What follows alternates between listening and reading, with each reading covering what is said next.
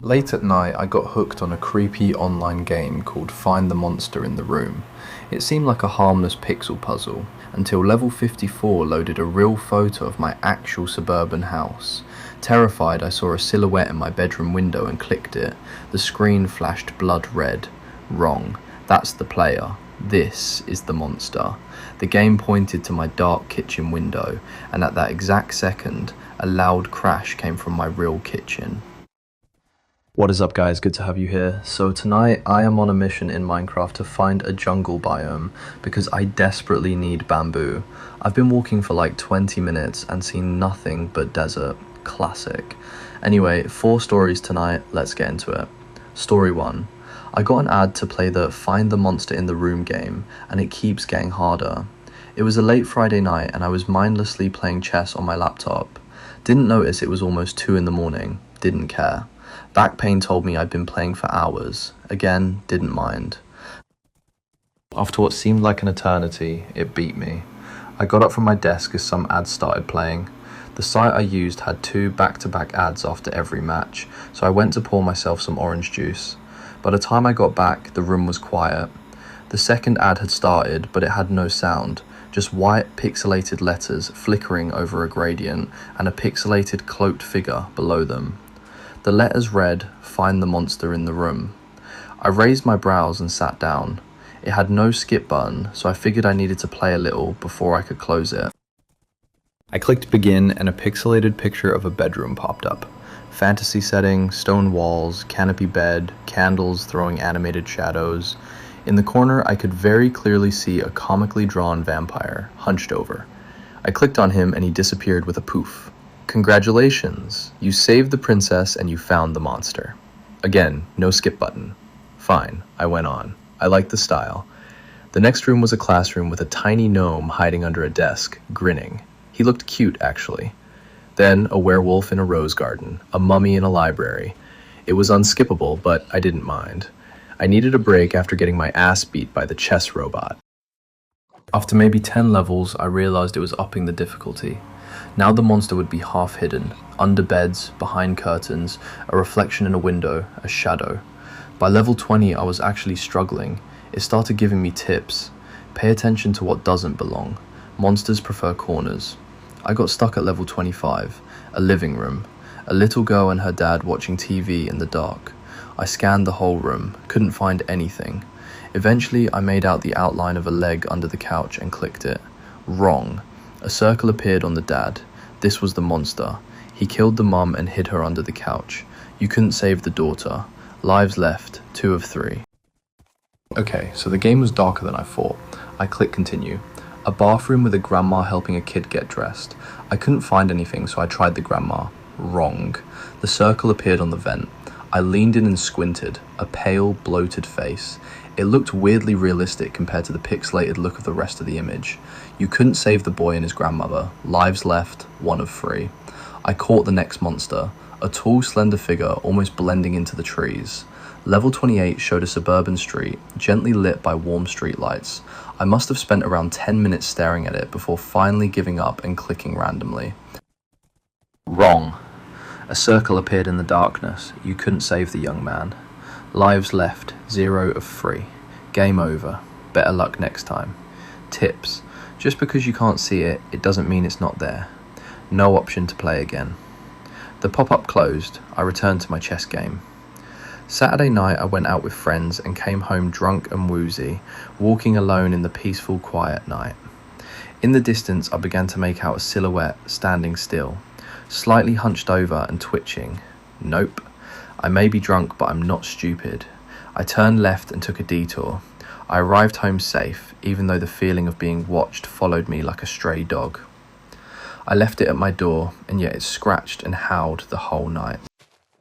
Sunday night, chess tournament again. 2 in the morning. The ad popped up again. This time the words read, "Find the monster in the room before it finds you." It picked up from level 29. I had no idea it was saving my progress. Difficulty was easy again, but now I had a timer. As it got harder, the timer became shorter. A subway car. I clicked on the pale, wide-eyed man sitting next to a little girl. Correct.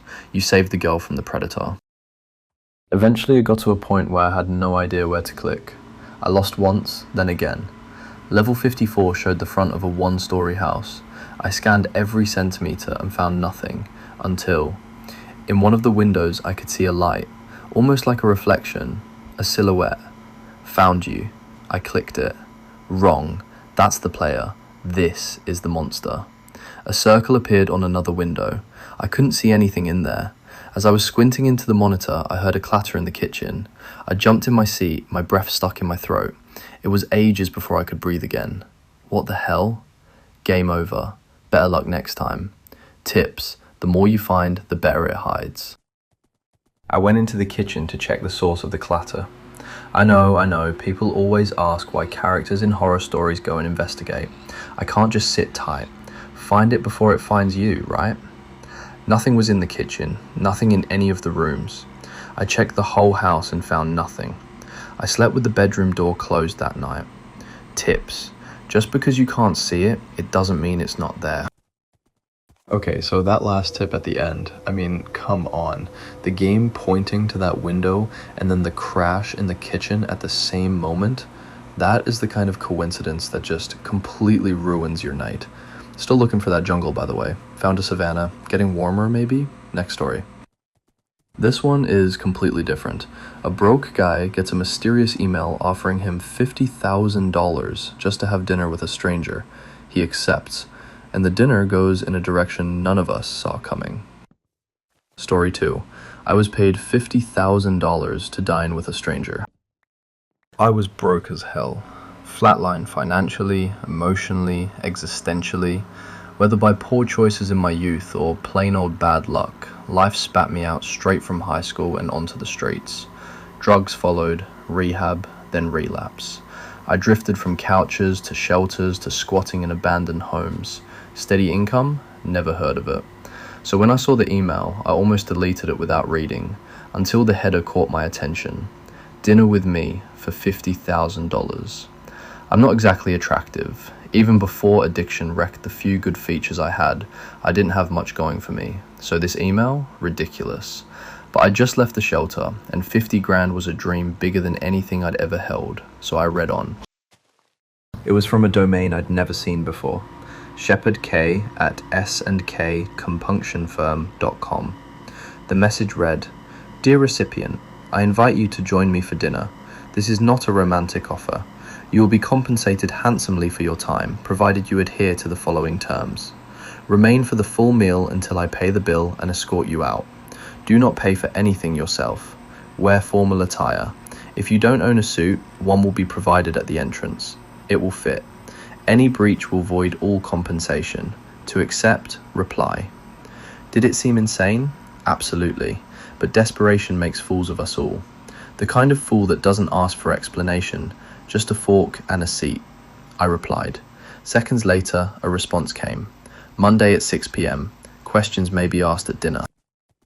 I looked up the domain. S&K Compunction Firm. No law firm. Just a single office tucked in a strip mall.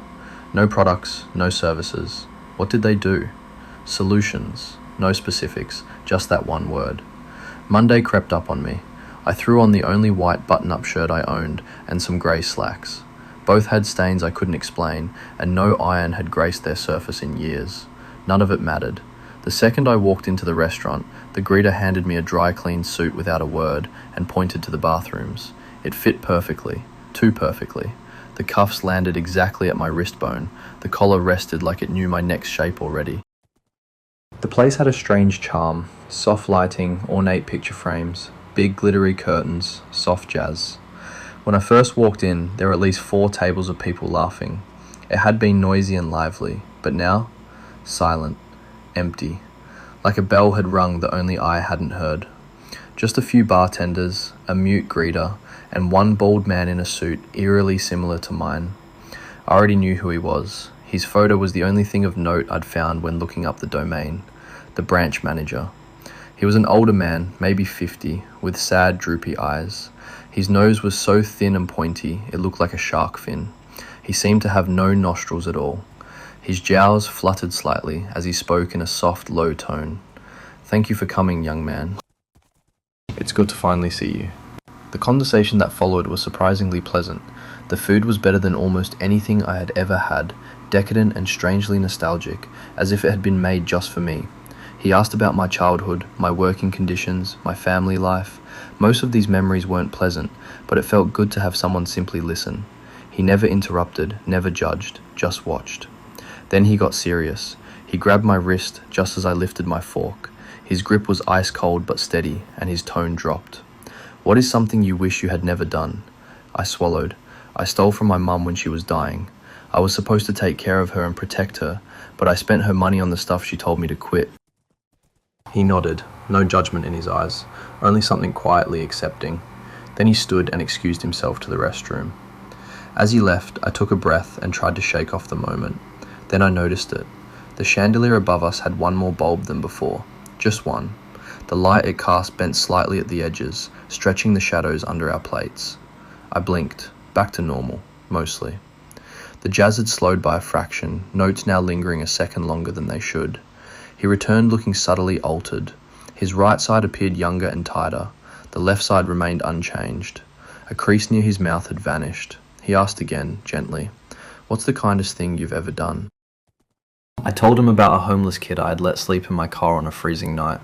I didn't know his name and didn't want anything from him. I just locked the doors and stayed up until morning in case someone tried anything. As he listened, something in his face responded.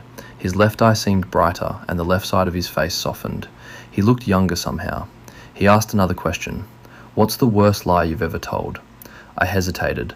I had promised myself I would never recall this memory, yet I felt compelled to tell the old man. When someone close to me overdosed, I could have saved them. I saw them but was frozen in fear. When the police came, I told them he was already dead when I got there. He nodded again, still no judgment, just listening. Then he stood and walked away, slower this time. His chair creaked slightly as he rose, and the floor beneath it curved outward in a way that made no physical sense. As I waited, I saw the wallpaper behind the bar begin to bubble faintly, like heat was pressing against it from inside. The curtains seemed heavier. The picture frames in the wall had begun to tilt, each at a different angle. The glasses refilled themselves, and I started noticing something impossible. Everyone in the room had his face. Not exactly, but similar, like a family of clones degraded with each repetition.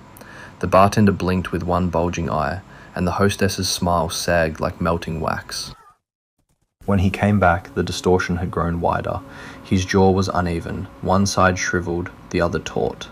The contrast on his face was more than physical now. His voice arrived softly, almost reverent. "What memory do you miss the most?" "I used to swim in Lake Michigan every summer," I said slowly, "with friends. We'd throw ourselves off docks and scream about sea monsters and cold sandwiches. It was stupid, but I felt safe, like I didn't owe anything to anyone."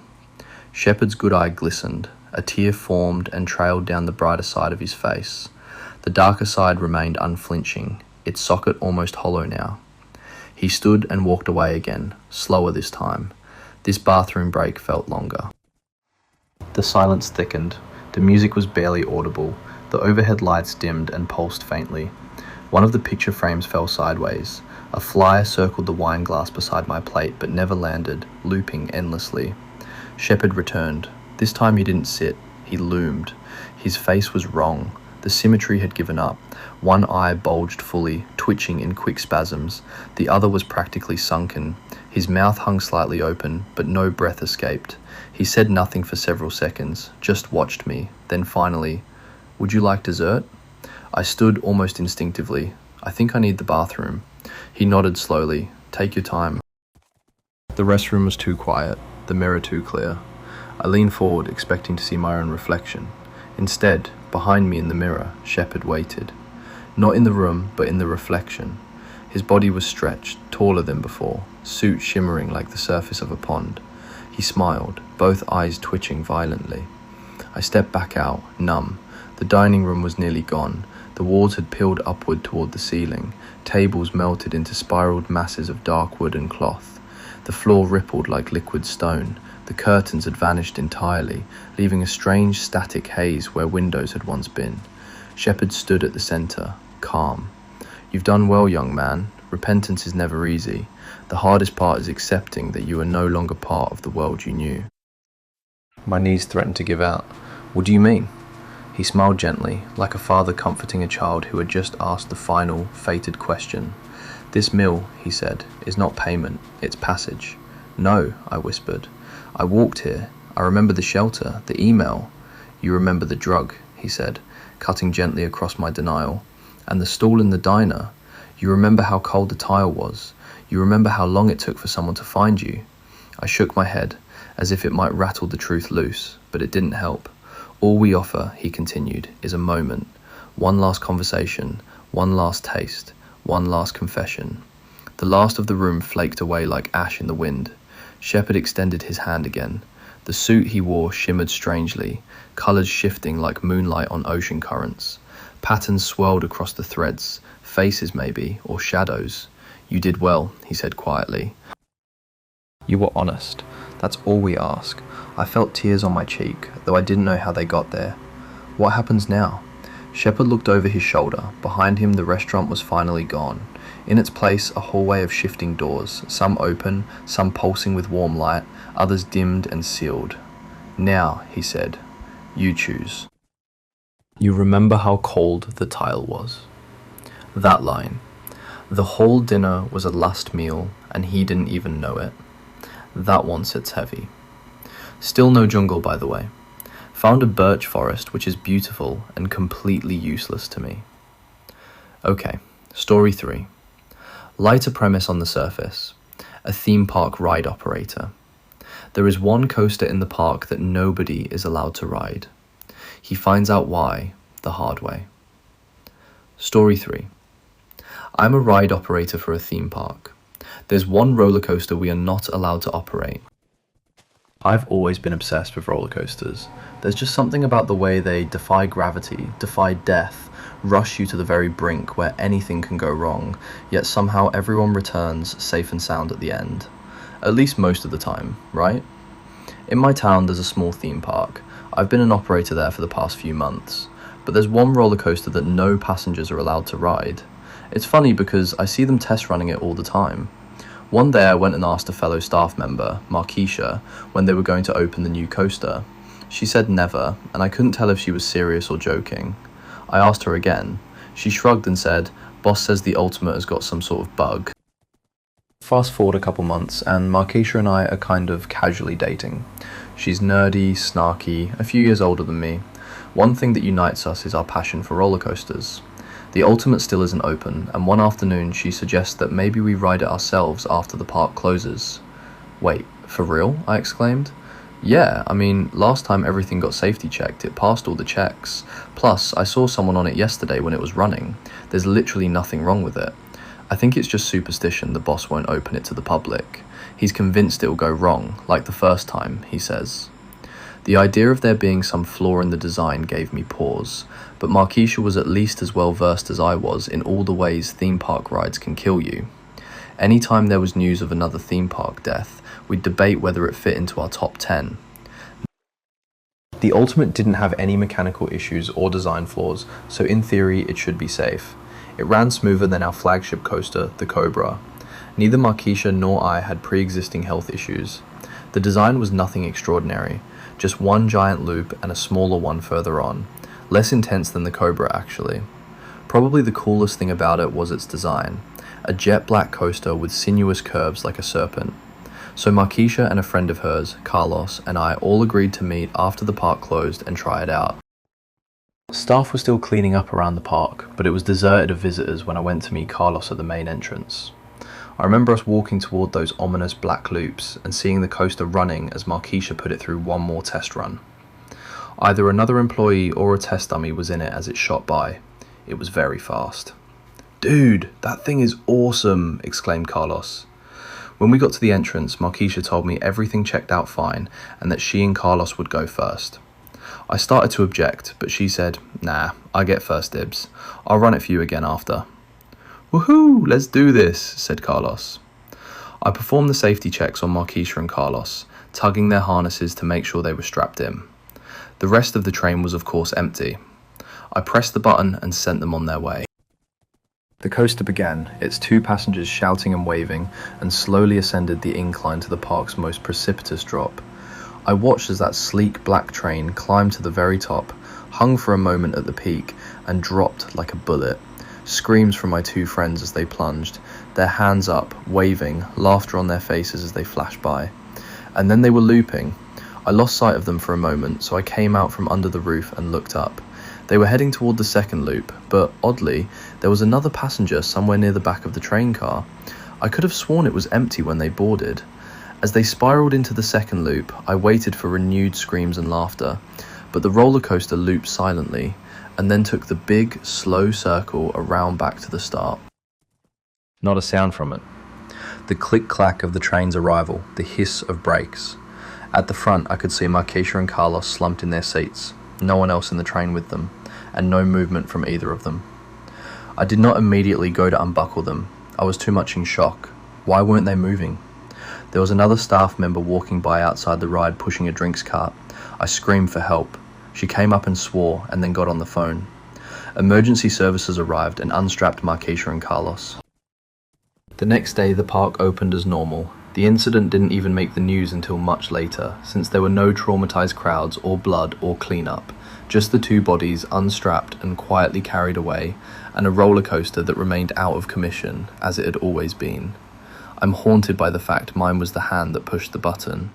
But the Ultimate was examined and all test runs with dummies proved safe. There's no explanation. The ride remains closed due to the bug that Marquesha mentioned to me back before she decided we should try to ride it. The bug has become kind of an urban myth among the staff. They test the coaster again every once in a while, running it without anybody on it, but I learnt later that the bug isn't a design flaw. What the boss calls the bug is actually a passenger. A rider that can always be seen in one of the seats near the back, even when the coaster runs with no one in it. A passenger who always appears after the first loop. At least it used to be a single passenger. Now there are three. That's all he says. Just leaves it there. I found the jungle, by the way. There's a temple in it already, which is a good sign. Going in now.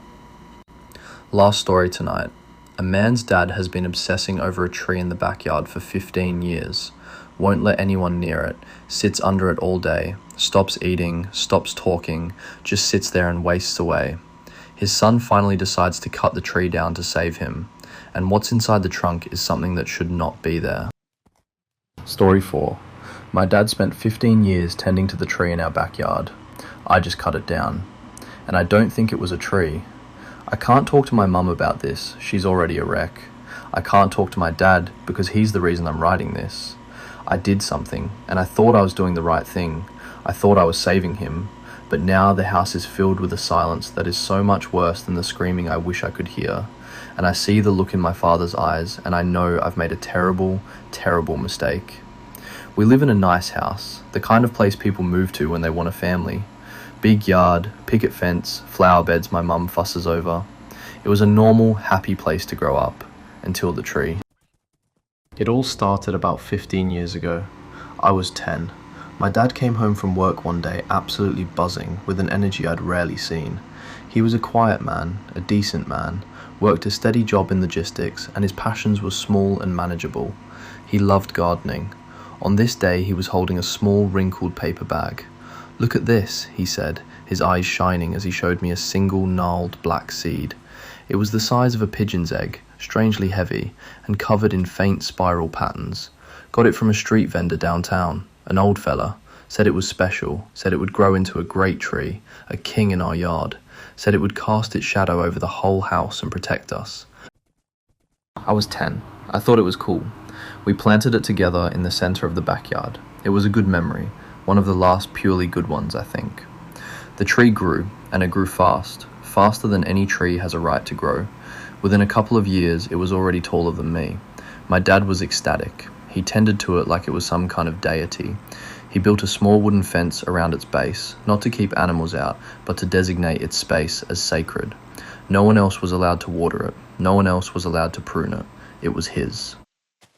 For years, my mum and I just accepted it. It was Dad's hobby. His thing. When he was out in the yard kneeling by the tree, we knew that was his time. We didn't interfere. But the tree kept growing, and as it grew, my dad started to change. Subtly at first. He'd spend more and more time out there. He'd come in for dinner with dirt under his fingernails and a distant, peaceful look on his face. He started talking about the tree not as a plant, but as a presence. The tree is well today, he'd say. It enjoyed the rain. By the time I was in my early 20s, the tree was a monster, a species none of us recognized. Its bark was a smooth dark grey, almost black, and its leaves were a deep waxy green that seemed to drink the sunlight. It towered over our two-story house, casting a vast, profound shadow over the entire backyard for most of the day. And that's when we really started to notice the wrongness. The first sign was the other plants. My mum's roses, the vegetable patch, the cheerful little flowers she planted every spring. Anything that fell under the tree's shadow for more than a few hours a day would wither and die. The soil beneath it became barren, grey, and hard as rock. Then the animals. Birds stopped nesting in our yard. The squirrels vanished. Even our golden retriever would refuse to go into the backyard. He'd stand at the back door whining, his tail tucked between his legs, refusing to set a single paw in the shadow. But the worst change was in my father. His obsession became his entire existence. He quit his job. He said he needed to be home to attend to the tree. He'd spend all day from sunrise to sunset, sitting on a small bench he'd built directly under its densest branches. Just sat there. Sometimes we'd see him from the kitchen window, his head tilted as if he were listening to something. Sometimes his lips would move, and we knew with a certainty that made us sick that he was talking to it. My mom and I tried to reach him. We pleaded, we begged. "Honey, please," my mom would say, her voice breaking. "Come inside, eat something, you look so thin." He'd just shake his head, a slow, placid smile on his face. "I'm not hungry. The shadow is enough. It's so peaceful here. It comforts me." And there was something about that shadow. It wasn't just a lack of light. It felt cold. It felt heavy. It felt hungry. Standing at the edge of it felt like standing at the shore of a deep, dark ocean. You knew you shouldn't step in. The last weeks were the breaking point. He stopped coming inside at all except to sleep in his chair for a few fitful hours. He was wasting away. His skin was pale and waxy. His eyes were sunken, but they held a serene, vacant glow that terrified me more than any anger could have. He was being consumed. The tree was eating him alive, and he was letting it. I decided I had to do something. The tree had to go. I waited until night, watched through the window until he finally came inside and slumped into his armchair, falling into his usual restless sleep. I grabbed the heavy wood-splitting axe from the garage, stepped out the back door. The yard was bathed in the pale, ethereal light of a full moon, but the ground beneath the tree was a pit of absolute blackness. I stepped into the shadow. The cold was immediate, shocking.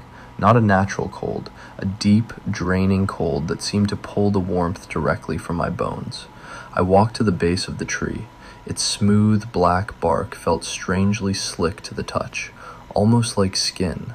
I raised the axe. As the metal head touched the bark, I heard it. A whisper right beside my ear. A voice that was both male and female, old and young. A rustle of leaves and a sigh of wind and a voice, all at once. "Don't." I stumbled back, my heart seizing in my chest. I looked around wildly. The yard was empty. It had to be the wind. It had to be my own fear talking back to me.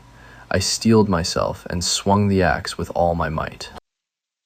The sound was dull, wet, not the sharp crack of axe on wood I was expecting. It felt like hitting a side of beef. The axe bit deep into the trunk. I wrenched it free and a dark liquid, black in the moonlight, began to ooze from the gash. I ignored it. I swung again, and again, and again. The wet, fleshy thud of the axe, the splatter of the dark sap, the deep, draining cold of the shadow. It was a nightmare. With every swing, the ooze flowed more freely. The coppery, metallic smell of it filled the air. It was a smell I knew, a smell that had no business being here. It was the smell of blood. I touched the sticky liquid with my fingers, brought them to my nose. It was blood. Thick, dark, real blood. Panic seized me. I wanted to run. I wanted to drop the axe and flee and never look back. But then I thought of my father, of his vacant, smiling face, of him wasting away on his bench. I couldn't stop. I had to finish it. I screamed, a raw, wordless sound of rage and fear, and I put everything I had into the last few swings. The gash widened, the tree groaned, a deep, shuddering sound that seemed to shake the very ground. And then, with a final tearing shriek of splintering matter, it fell. It crashed into the yard with a ground-shaking boom, its great branches shattering my mum's empty flower pots. Silence. I was panting, leaning on the axe, my body trembling with exhaustion and adrenaline. My eyes were drawn to the stump. I pulled the small flashlight from my back pocket and aimed the beam at the wound. The inside of the tree wasn't wood. It was a chaotic, fibrous mass of what looked like dark red muscle and pale, glistening sinew, all woven around a central, horrifying core. Where I had cut the tree in half, I had also cut it in half. Embedded in the center of the trunk, integrated into its very being, was the torso of a human being. I could see the curve of the rib cage, the shape of the spine, the pale, rubbery look of preserved flesh. I had cut it clean through. The dark blood was still pouring from it, soaking into the ground. My mind simply stopped. Burn it. The voice came from behind me, quiet, raspy, broken. I spun around, my flashlight beam cutting wildly through the darkness. My father was standing at the edge of the patio. He wasn't looking at me, he was staring at the fallen tree, at the mangled, bleeding stump. And the expression on his face, it was the most profound, gut-wrenching sadness I have ever witnessed. The vacant serenity was gone, replaced by a grief so deep it looked like it had cracked his very soul. "We have to burn it," he repeated, his voice hollow. "All of it. Now." We worked together in a grim, silent ritual, hacked the branches into manageable pieces, dragged them into a pile in the center of the yard. My father moved like an old man, his newfound clarity costing him all his strength. He never once looked at the horrifying thing at the heart of the trunk. We doused the pile in gasoline, and my father threw the match. The fire went up with a roar, a greasy black smoke that smelled of burning meat and something else, something acrid and deeply wrong. We stood there for hours watching it burn, until the great tree that had dominated our lives was nothing but a pile of glowing embers and a scorched black circle on the lawn. I thought I had saved him. I thought I had cut out the cancer that was killing him, but I was wrong. It's been a week. The tree is gone, the shadow is gone. My father is inside. He eats what my mum puts in front of him. He sleeps in his own bed. He's physically present, but he's not here. The obsession is gone, but the peace, twisted as it was, is gone too. It's been replaced by a constant humming anxiety. He paces the house. He stares out the window at the empty space in the yard. He jumps at every unexpected sound. He doesn't speak, not a single word since that night. He just looks at me sometimes, with those haunted, broken eyes, and I feel like I'm the monster. I destroyed the thing that was consuming him, and in doing so, I seem to have destroyed him too. I traded a smiling zombie for a silent, terrified ghost. What was that thing? What did I do? And how do I fix my dad? Is there any way to bring him back from whatever edge I've pushed him over? Please, if anyone has any idea what happened here, tell me. The silence in this house is getting louder every day. And that is 4 for tonight. A game that knew what was in my kitchen before I did. A last supper for a man who didn't know he was already dead. A roller coaster that went from 1 ghost to 3. And a son who cut down a tree to save his father, and may have done the one thing that can't be undone. Got the bamboo, by the way. Worth it. Thanks for being here tonight. Stay safe out there, and I will see you in the next one.